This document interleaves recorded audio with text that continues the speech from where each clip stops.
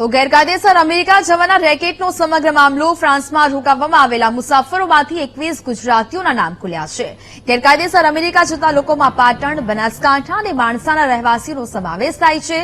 CID ક્રાઇમના SP Sanjay ખરાડ દ્વારા મહત્વના ખુલાસા કરવામાં આવ્યા છે. રેકેટની તપાસ માટે 4 ટીમ બનાવવામાં આવી હતી. એજન્ટ્સને લઈને પણ તપાસ શરૂ કરી દેવામાં આવી છે.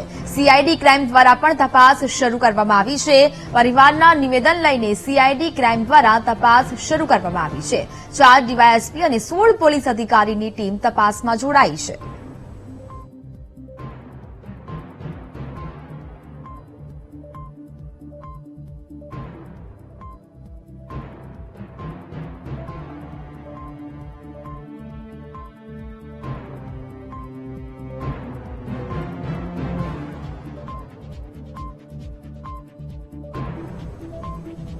તો જ પ્રકારે આ રેકેટને લઈને સમગ્ર મામલે 4 ટીમ બનાવવામાં આવી છે. એજન્ટ્સને લઈને પણ હવે તપાસ શરૂ કરી દેવામાં આવી છે. ગેરકાયદેસર અમેરિકા જવાના રેકેટનો સમગ્ર મામલો ફ્રાન્સમાં રોકવામાં આવેલા મુસાફરોમાંથી 21 ગુજરાતીઓના નામ ખુલી રહ્યા છે. ગેરકાયદેસર અમેરિકા જતા લોકોમાં પાટણ, બનાસકાંઠા અને માણસાના રહેવાસીઓનો સમાવેશ થાય છે.